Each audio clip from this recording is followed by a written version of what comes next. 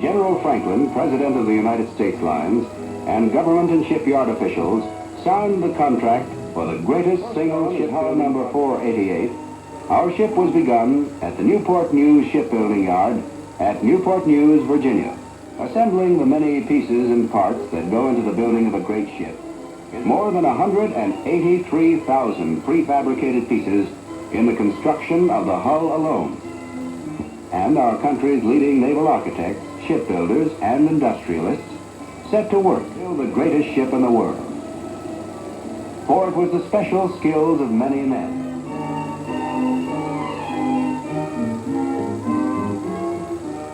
Here you see the world's largest funnels being put into place.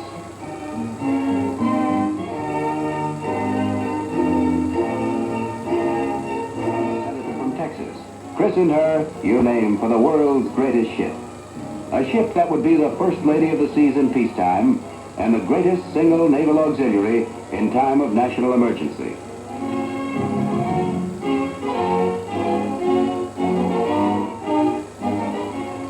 Now we had another 12 months of work outfitting the ship and making her ready for sea.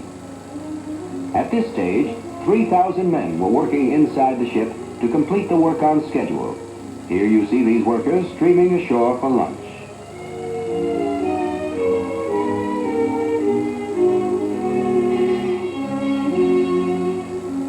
When they turned over her powerful quadruple screws for the run from Newport News to New York, her potential speed was known only to those who had observed her perform in test trials off the Virginia Capes.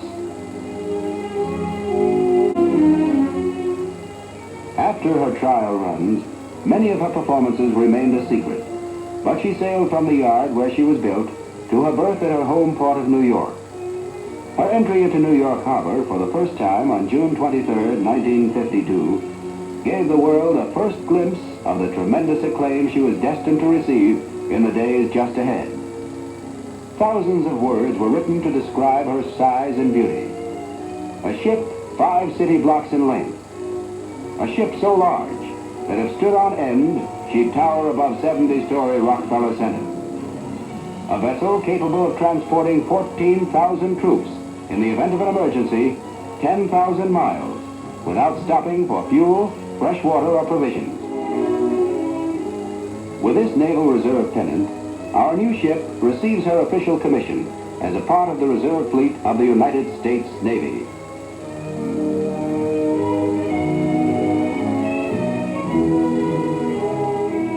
Some of the things they saw, in order of class, tourist, cabin, and first class, the public rooms, of which there are 26, all beautifully decorated, featuring sea and sky colors with an extensive use of white and off-whites. This most modern floating hotel is completely fireproof, the only wood on board being the pianos and the butcher's shopping block.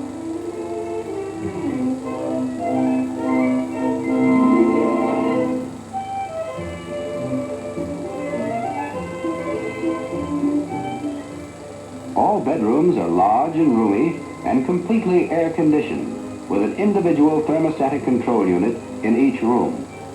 Traveling throughout the ship, our visitors found each of the 3 classes furnished with exquisite taste and designed for complete comfort. The 3 dining rooms, equipped to serve its 1,700 passengers superbly, are decorated in the finest taste. With its 3 modern kitchens, the Superliner United States is a gourmet's delight.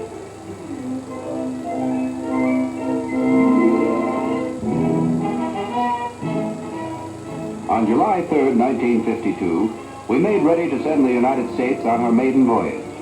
New York City to Le Havre, France, and Southampton, England.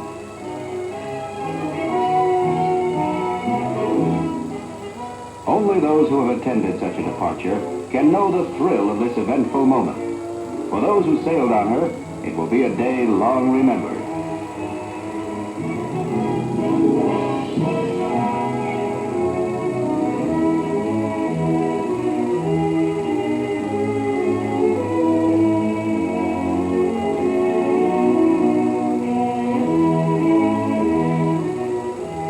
As we moved out of New York Harbor, we had no official word that the United States would even attempt to make a record run.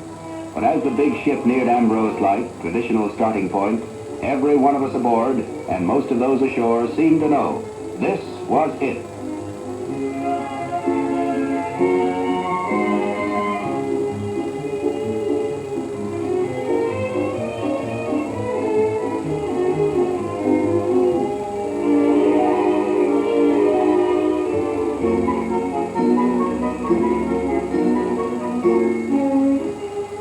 Outwardly, our 1,700 passengers were taking the maiden voyage like any other crossing.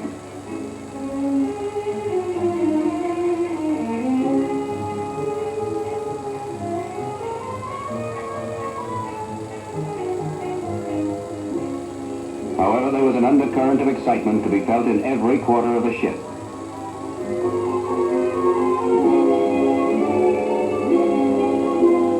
From the chart room to the engine room, a glorious effort was being made to prove America's merchant marine supremacy and to justify the faith of those who believed in the superliner United States.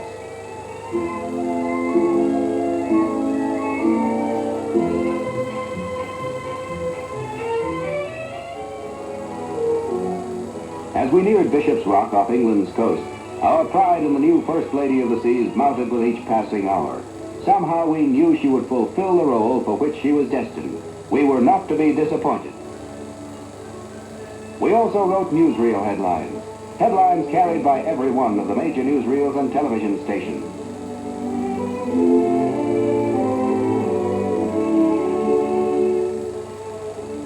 The people of Le Havre, long accustomed to seeing ships of all nations visit their port, lined every vantage point to welcome the great vessel on its first visit to their port. This was an occasion. This was something to tell their grandchildren.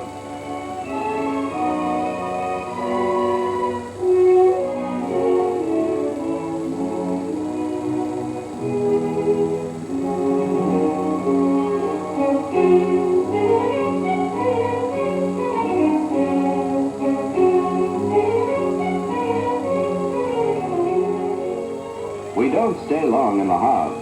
Our skipper is eager to get on to Southampton.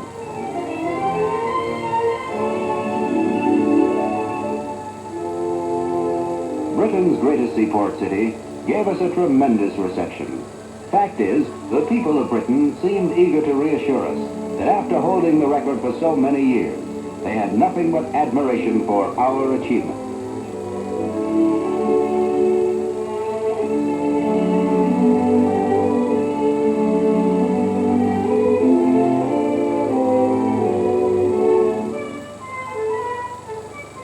As we berthed at the ocean terminal, veteran harbormen said it was the biggest welcome for a ship that they could remember. They had never seen so much excitement and such a spontaneous turnout.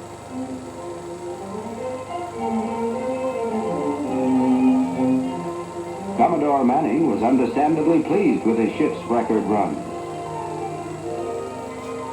2 days later, we were on our way home, heading westward now, bound for New York. This time, everybody suspected the United States was going to try to capture the record westbound, too. New York gave us one of those harbor receptions that only the big town knows how to give.